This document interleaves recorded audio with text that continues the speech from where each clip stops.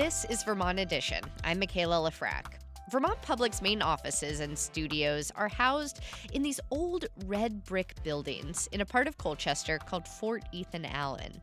The fort used to be a U.S. Army cavalry post, a place for soldiers and their horses. If you had walked into this specific building I'm sitting in right now 100 years ago, you probably would have seen more horses than people. The building was a veterinary hospital. You could still see the metal rings on the walls where they'd tie up the horses. Something about that history is calming to me. I love horses, and when I walk the halls at work before a particularly big interview, I can still sort of feel their presence here. This hour, we're going to learn about what exactly it takes to raise a healthy horse from Vermonters who love and care for horses every single day. The idea for this hour came from a listener named Frances in South Burlington. I see you, fellow horse girl. I appreciate you.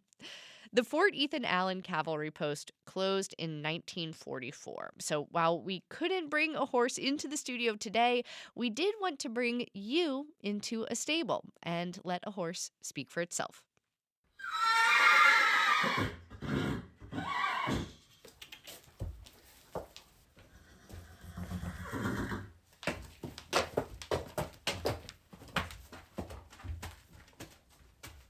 That was Scout, a horse at Canterbury Stables in Jericho, recorded by my colleague Elodie Reed. We'll have a photo of Elodie's own horse, Morgan horse, Kittery, on our website for today's show. We have three M's joining us today: Mary, Molly, and Margaret, each with different areas of expertise when it comes to horses. Mary Fay is the leader of the Whispering Pines 4-H Club, and she helps coordinate with the Vermont 4-H program. She lives in Westford and has been a 4-H leader for 55 years. Mary, welcome. Thank you. So glad to have you with us. Glad to be here. We're also joined by Molly Witters, an equine veterinarian with Vermont Large Animal Clinic and Hospital in Milton, also known as VLAC. She lives in Ripton. Molly, welcome. Hi, thanks for having me. Yeah, thanks for being here. And last but not least, we have Margaret Bojanowski with us, the farm manager and riding director at the Eddy Farm School in Middlebury. Margaret, welcome. Hi, how are you? Good. So I want to start with a really important divisive question for you, Molly, which is equine or equine? We were debating this before the show, and it sounds like it depends on where you grew up. I think you're right. I think it's semantics and depends on where you grew up. I say equine. All right. Well, I'll probably be switching back and forth throughout the show. We'll see what happens. I'd love to hear from each of you about your earliest horse memories. Maybe the first time you rode a horse yourself or really started to fall in love with them as a species. Mary, let's start with you. All right. It's kind of a funny story. Oh, great.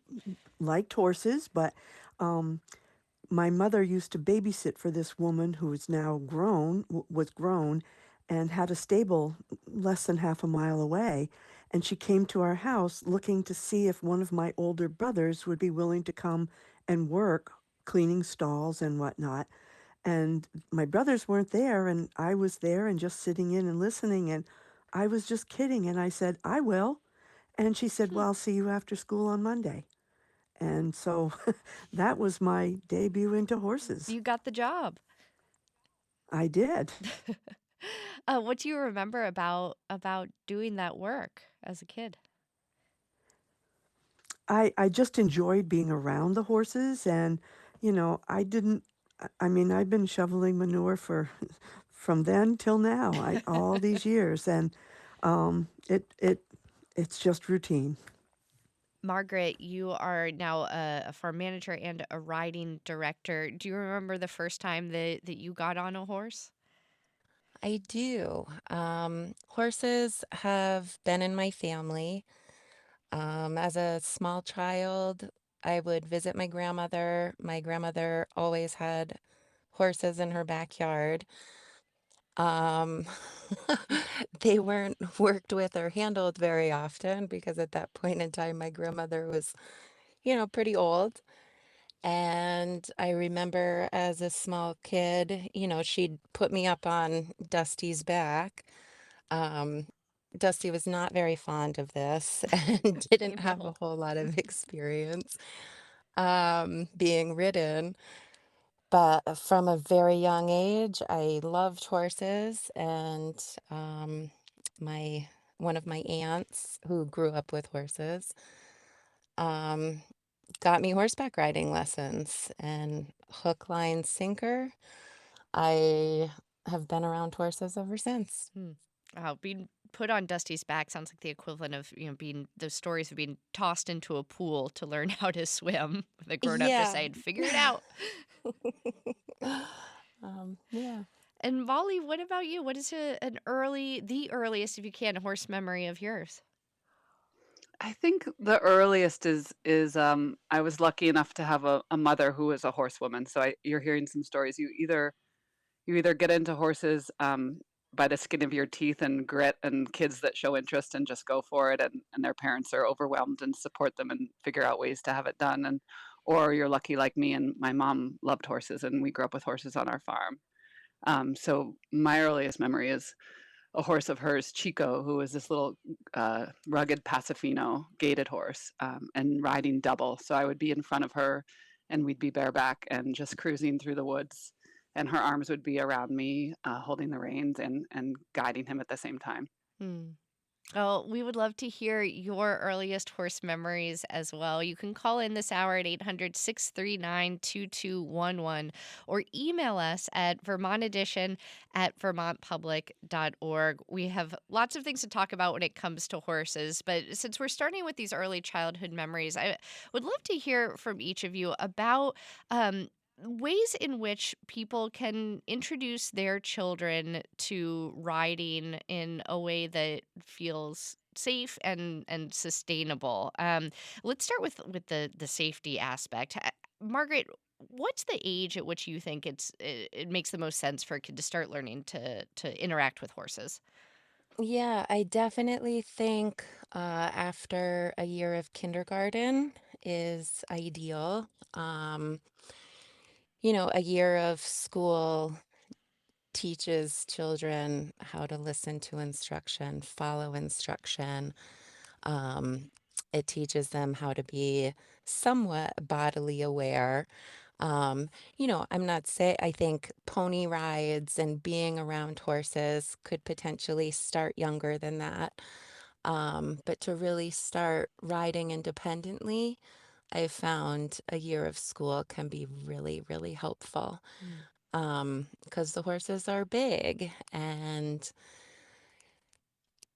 a lot can happen really quickly. And so, I mean, it's child dependent, certainly, but 6 or 7 years old is a good time to start formal lessons, I Mm. think. Yeah. And Mary, you work with so many kids through 4-H. Is that when you start working with them with horses, or are some kids starting earlier? Some kids do start earlier. Many, many years ago, I used to do riding lessons, and I had an occasional 4 or 5 year old, but usually 7 or 8 is good. And I always encourage parents when they say they have a child interested in horses, well, 4 H is going to give them the knowledge and those kind of pieces. 4 H doesn't do riding lessons per se. So I always encourage them find a stable, a reputable stable, and get some lessons.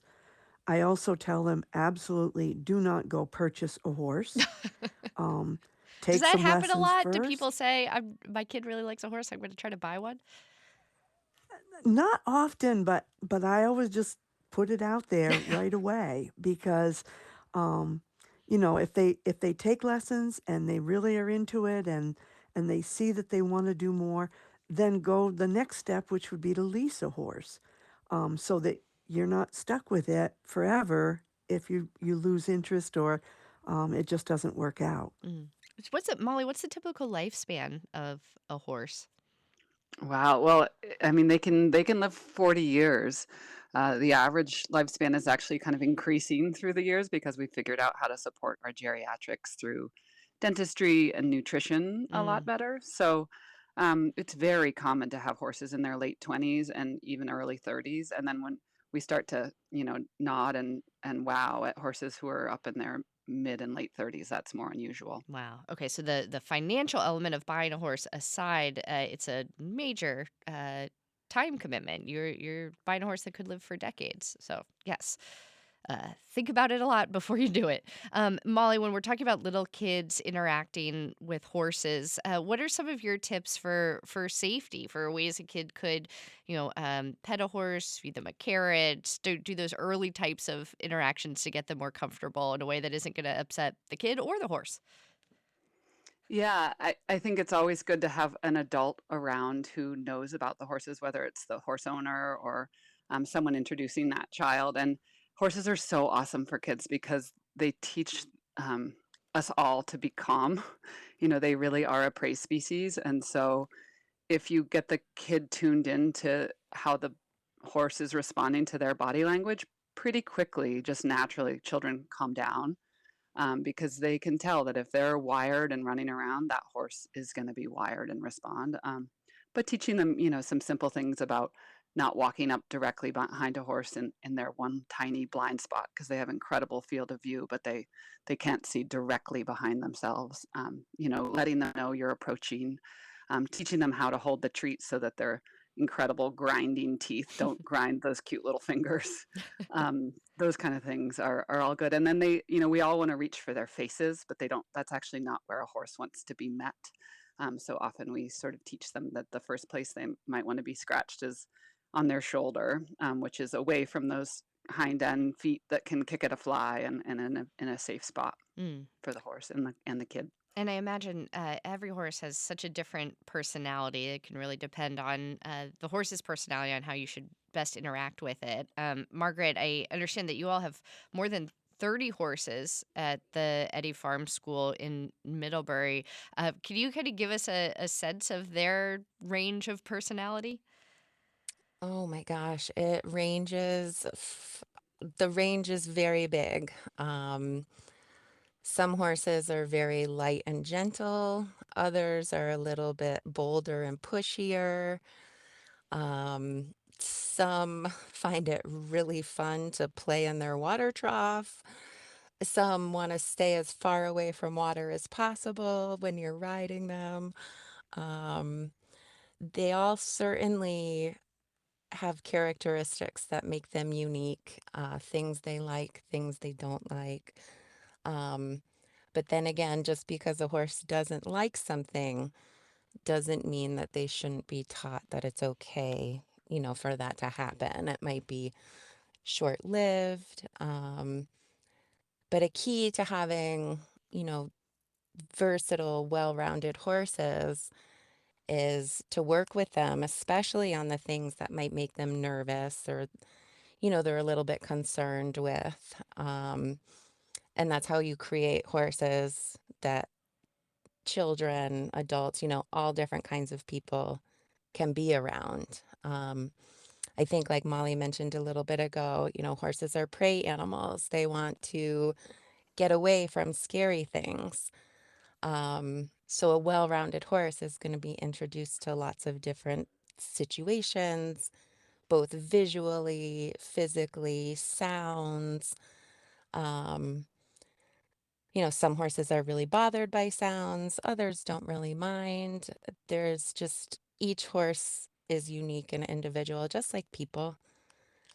Well, now we have met our horses. We're starting to get a little bit more comfortable. And in just a moment, we are going to learn how to ride. But first, we need to take a short break. I also want to remind you that if you have a horse story to share, maybe your family has been raising horses for years, or you have a heart horse that is close to your heart, give us a call. Tell us about them. 800-639-2211 is our number. You can also email Vermont Edition at vermontpublic.org. We have some folks calling in now, and we will get to you all in just a moment. Stay with us. Welcome back to Vermont Edition. I'm Michaela Lafrac. Our guests today, this hour, are all horse experts in their own right. We are learning today about how to care for horses and the special connections that horses have with many people in our region.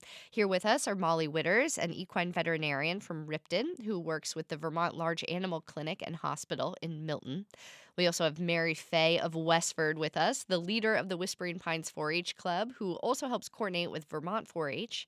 And Margaret Bojanowski is the farm manager and riding director at the Eddy Farm School in Middlebury. Tell us when you started riding and the horse you first fell in love with. You can call in at 800-639-2211 or send an email to vermontedition@vermontpublic.org. Frank in Morrisville did both. Frank, you sent us an email this morning with some amazing photos, I think from the early 70s, of a trip you took on a horse. Can you tell us about it? Oh, I don't know. I don't know how much time you got. I mean, you opened up a can of worms because, like you say, this was in '71, but this is something I thought I would respond to for the children. Okay. So, what do you want to know, Michaela? What'd you do? Well, I got your email, but you went on a trip by I'll, yourself through multiple states on I'll, horseback? right. I'll start from the beginning. I was raised in New York. I've had horse experience. I went up to Vermont, and I went to the girls there may know the Castleton leasing farm there, Pond Hill Ranch. Pond Hill. It's a Sounds like they big. do, yes. For sure. Okay, so I went there in '71, and I asked them if I could buy a horse, and can I stay on the property, work with you for half a day, and work with the horse the other half a day. So I did that for 2 weeks. And then, of course, you can see I had the interview with the Rutland Herald. And I left. And when I left, I went through Pulteney first. I didn't have the article with me, but there was a guy. I mean, I was going down suburban roads. I had no idea how to get out. And there was a fellow on his porch reading the newspaper. And I said, "Excuse me, sir, is that the Rutland Herald?" And he flipped back through a few pages and he said, "Are you Frank Fontera?" So you were And famous, so, Frank. Frank, I'm so sorry. I'm going to cut you off because I want to share one piece of your email that you sent to us. You said that you spent 5 weeks out on secondary roads. You ended up in Pennsylvania. You were interviewed by the Herald, as you said.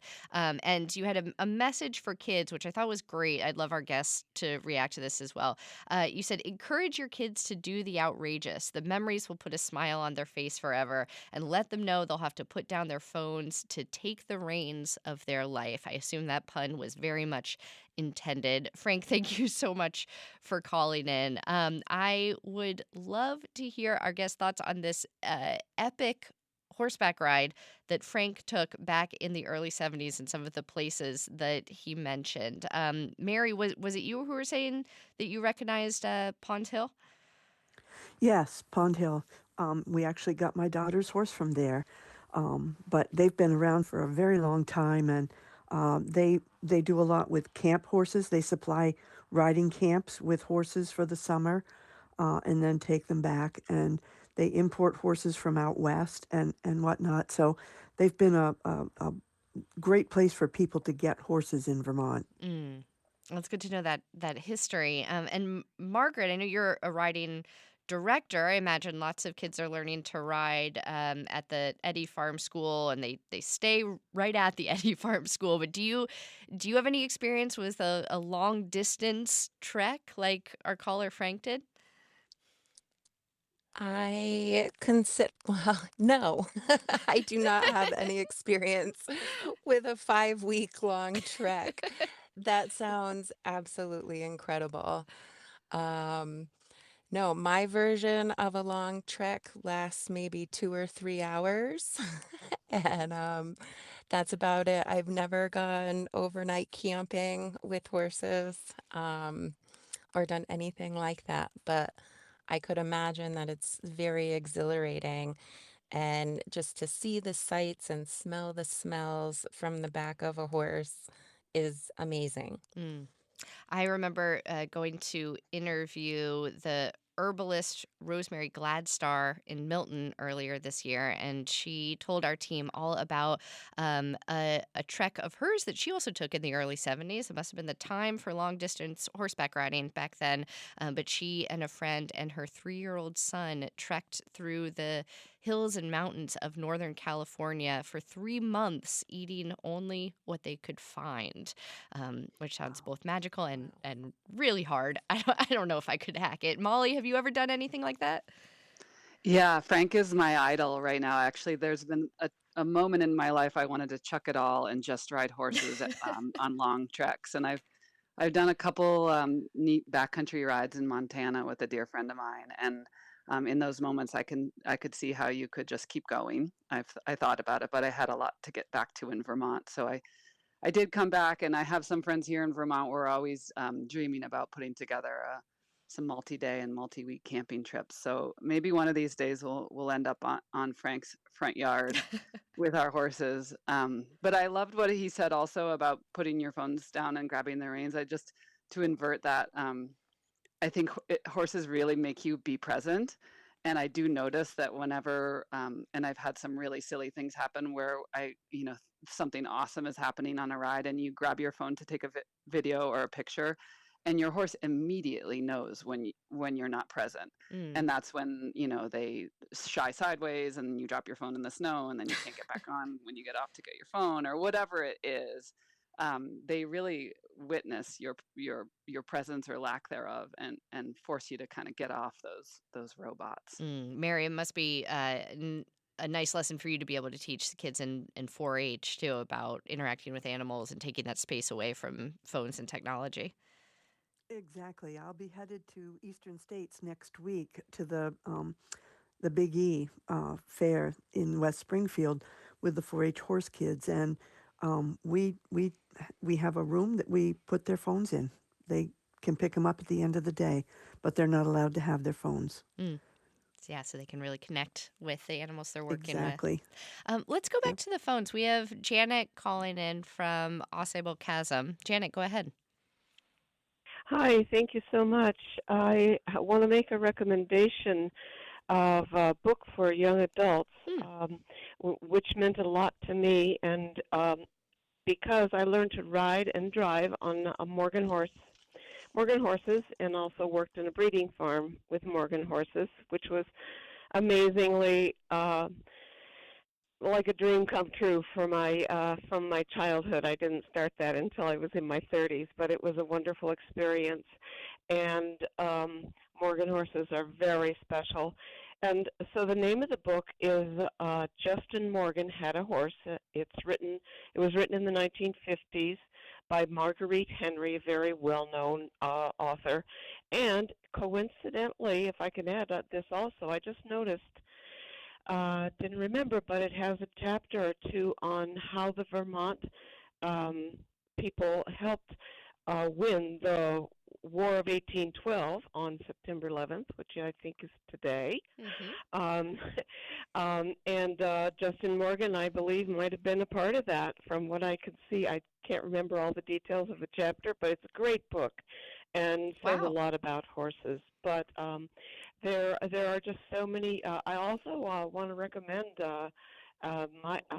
going to the Middlebury Morgan Horse Farm. Yeah, I'm glad you brought that up, Janet. I'm sorry to jump in, but we have a lot of folks who are calling in about Morgan horses, so I'm so glad you opened the lid of this part of the conversation. Morgan horses, of course, being Vermont's state animal. We also have Richard in West Fairleigh calling in about Morgan horses. Richard, what are your thoughts listening to Janet and the conversation? Oh, it's awesome. And I remember reading that book when I was a child. Oh, great. My parents ran a co-ed summer camp for 30 years here in West Fairleigh. It was the only working farm camp I know of in the nation. But we had horses of all kinds, but we had this one special horse that was Morgan. His name was Yukon. And we taught riding. We taught English, Western, bareback, and we also taught sulky driving. Ooh. But this Morgan horse, Yukon, was just so special. He was a show horse, and he retired on our farm. And we had him to the day he died. And a lot of kids from New York and Boston and all over the country learned how to ride on him. You could put a child on his back, and he would just so gentle, and he would walk around our horse riding ring, which was a big field. It was a long path for them.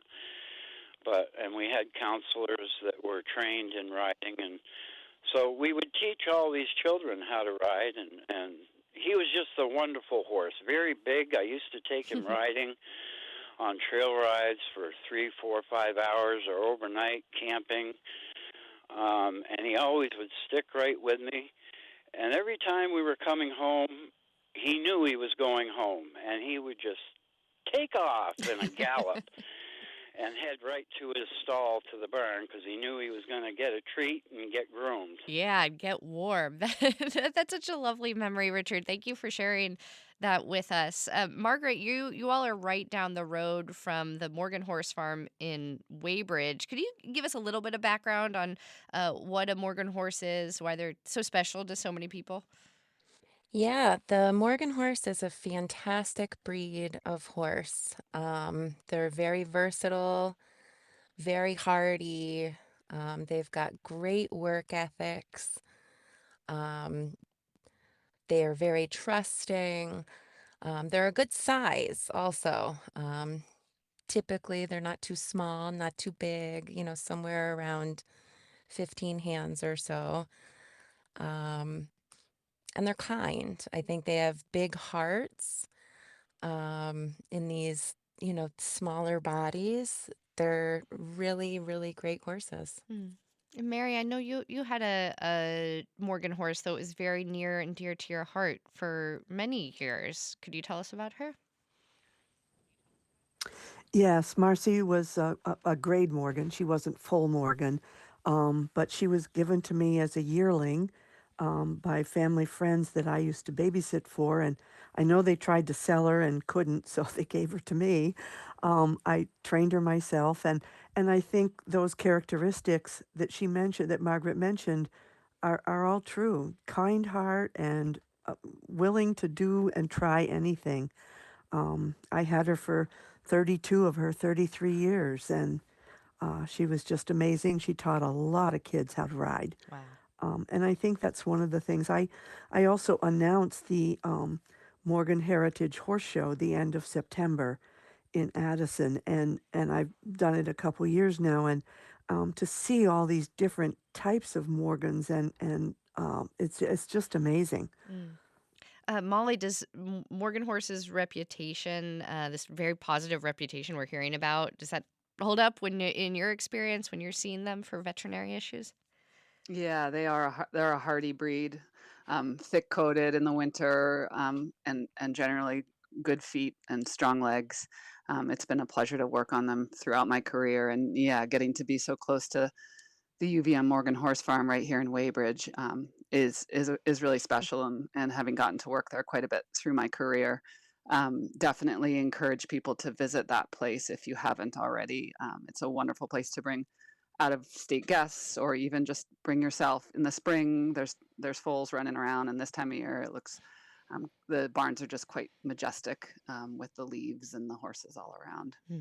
Wow. Well, we have lots of Morgan Horse fans and experts calling in, including Nancy in Warren. Nancy, go ahead. Yes, hi.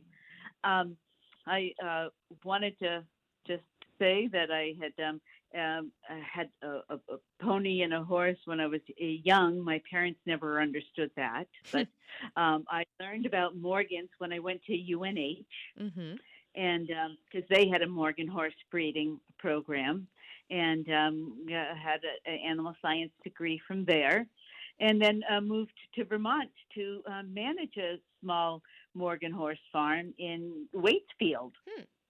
And they were Middlebury horses, and they had bought 5 of them, and young and old, and it was a lot of fun. It was my introduction to Vermont, and I haven't left yet. Well, I'm glad we got you over here. Nancy, thank you for calling in. Laura in South Woodstock also has deep connections with Morgans. Laura, go ahead.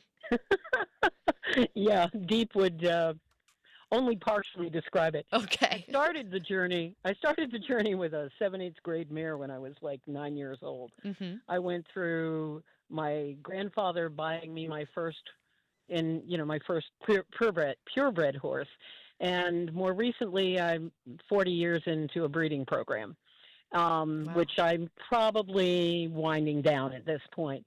But there's a couple of things people should know. This is a breed that was bred initially to serve the hill farms in Vermont. And as a consequence, deep in its roots is the ability to be that horse for everyone. In other words, go for a trail ride, go for a drive, go to a horse show, do whatever you want to do. And versatility has always been the watchword of the breed. And yes, there are a whole lot of show horses out there right now that are Morgans. They are registered Morgans, but there's still a whole lot of older style and foundation stock out there as well in this state. We no longer have the association in the state, which is greatly painful to me. But at the same time, we still have the guts of the breed here. If you want a real Morgan, you're going to be able to find it somewhere in Vermont. And I just want to say, apropos of the distance riding you talked about, Sure. Morgans make fantastic distance horses. They really do. For people who like to trail ride, whether it be for, an hour or for, a week, they make tremendous horses for that purpose. They're tough, sensitive, and they make great partners. And I will tell you that years ago, my cousin, in 1976, there was a bicentennial trail ride that took. And Laura, we have to take a break in just about 30 seconds, but we'd love to hear this story. Okay, just to say that there are horses that have done trail rides across the country, and the Morgans are really amazing. They really are. If there's ever anybody who wants to know, you can check with me at the Vermont Horse Country Store because that's where I hang out. Laura, thank you for calling in. And speaking of long distance riding, we got an email from Julie in Morrisville, who's a retired librarian and wants to recommend a great book called The Ride of Her Life by Elizabeth Letts. It's the true story about a 63-year-old farmer from Maine named Annie Wilkins who rode her horse 4,000 miles across the country in the 1950s. All right, with that, we do have to take a short break. We're going to take more of your calls and talk about how horses can help with therapy and helping kids and adults with all different types of challenges feel and think better. This is Vermont Edition. Stay with us. Welcome back to Vermont Edition. I'm Michaela Lafrac. This hour, we are getting to know our region's deep history with horses and learning about some of the ways that horse experts care for their animals. Our guests are Margaret Bojanowski, the farm manager and riding director at the Eddy Farm School in Middlebury, the equine veterinarian Molly Witters of Ripton, and Mary Fay of Westford, who's been a 4-H leader for 55 years. Mary, have you seen young people's interest in horses wax or wane over the decades that you've been doing this work? I have, and things back in my day when I was in 4-H and a whole bunch of us were in 4-H, we all had our horses at home and we rode from there. Sometimes there was a barn where 2 or 3 hang out. And now it's really most people don't have the ability to have their horses at home. Some just lease, but a lot of them ride out of big barns and stables where there's 20 or 30 horses and take their lessons there. So it's really changed over the years as to how people take care of their horses.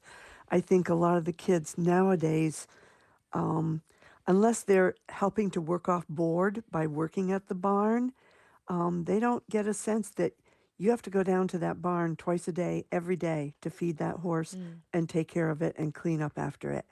I don't think that's there anymore.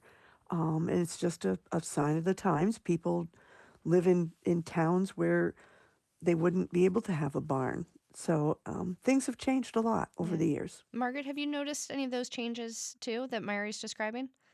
Certainly. Yes, yes, of course. Even in the 25 years that I've been teaching and working in different barns, when I first started teaching, there were kids hanging out all the time, Hmm. and they weren't even necessarily getting anything in exchange. But they were there to help. They were there to do the nitty-gritty, learn as much as they could. And nowadays, um, you don't have that.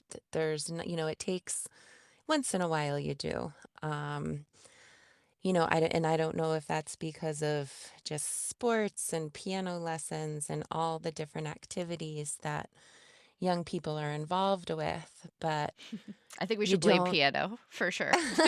For It's an sure. epidemic. You hit the nail on the head. That's so true. But just all the different activities, they want to show up for their lesson, learn how to ride, and then go on to the next activity. Yeah.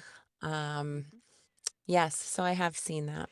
And speaking of changes to this scene that we're talking about, Molly, I'm curious if you have noticed over the span of your career a change in the availability, the number of people who do what you do, who are veterinarians who specialize in horses. Are there enough in this state? Ooh, that's a really prescient question, Michaela. If you were to talk to our national organization, the Association of Equine Practitioners, they would tell you that we're in a real deficit Hmm. for equine veterinarians. There are fewer and fewer people graduating with an interest in doing the work. And for anyone familiar with sort of the veterinary landscape, we've been able to consolidate emergency work for small animals to a few focal areas, which improves the quality of life for the practitioners all around.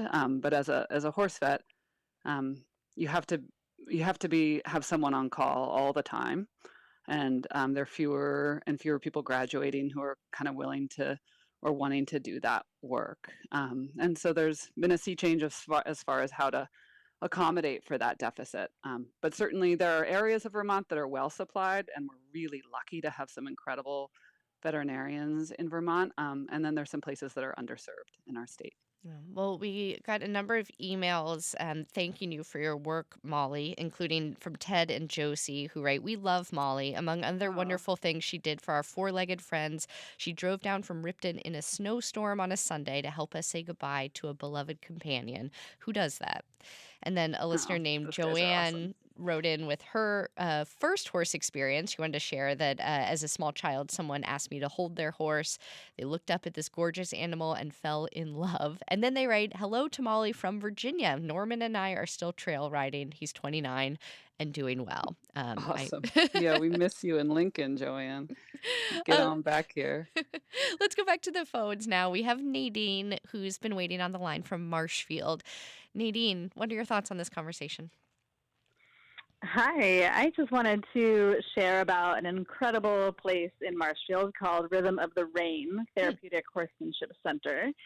And I've been going there for the past 2 years with my child, who started when they were 9 and they're now 11 and a half. And it is just the most incredible place with incredible people and incredible horses. That has become, I didn't grow up with horses, but this has become a huge part of our lives.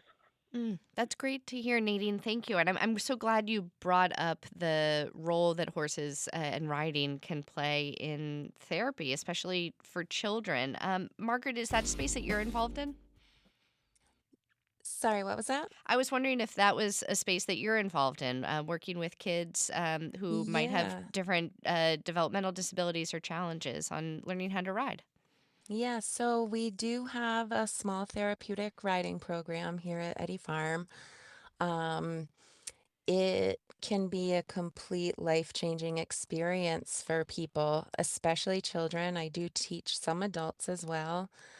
It's absolutely magical what can happen when a child that has, problems either interacting with other people, interacting with peers, being in a social setting. The list goes on and on. But when that child can walk into a barn and take a breath and be around the horses, there have been studies that show horses slow heart rates down, slow breathing down, because their heart rates and breaths are a lot lower than ours are. And so just putting your hands on the animal can really just change how your body feels. Hmm. Mary, is this resonating with you with any of your work with children through 4-H? I haven't done anything with children with challenges per se, but just the whole learning about horses and giving kids an opportunity to do things um, that revolve around horses and not necessarily being directly with the horse. For instance, one of my 4-H members is doing a public speech, and it has to be about the horse industry somehow. And she's done a lot of research, and she's doing a speech and going to the Eastern National 4-H Horse Roundup in Kentucky in November.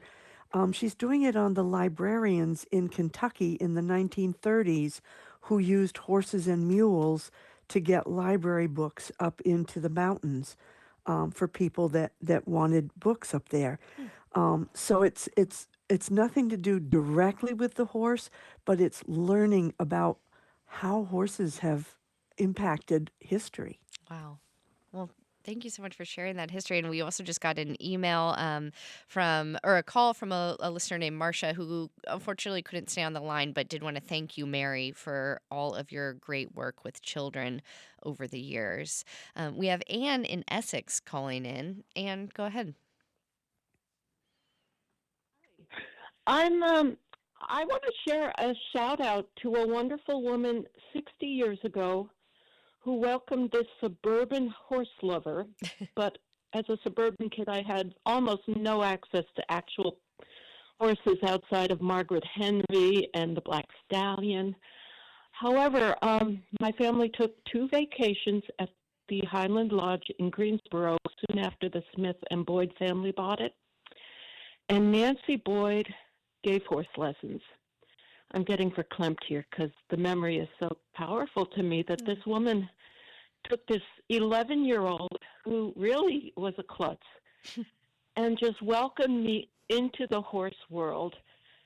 And I soon learned I'm not a good rider. I never did become a rider, but I love these big babies. I love taking care of them. And she just let me hang out. And on occasion, if she was giving a trail ride to someone, she would just invite me to go along without charging my family.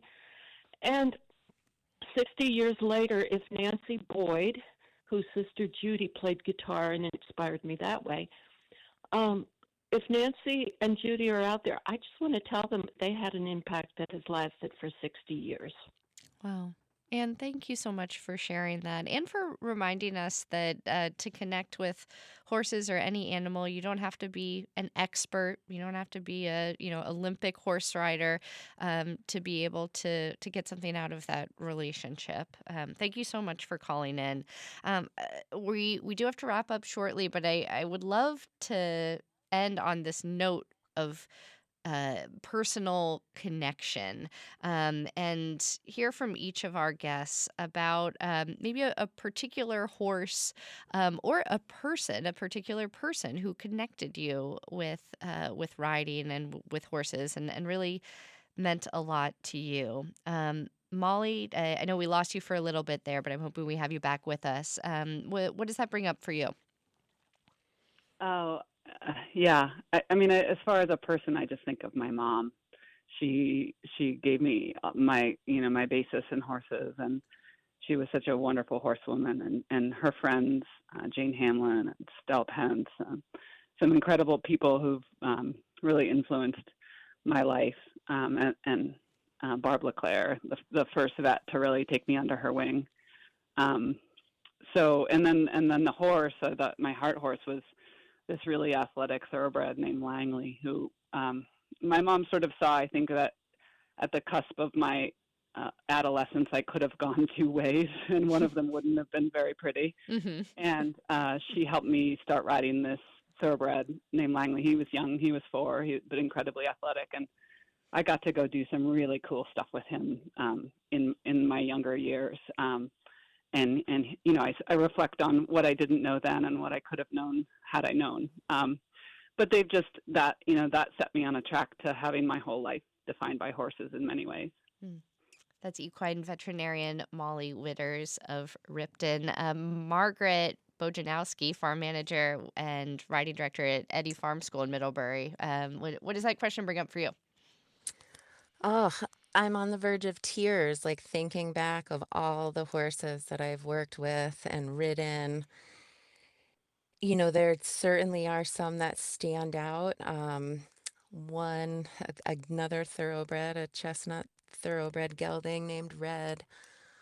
I just met him at the right point in life.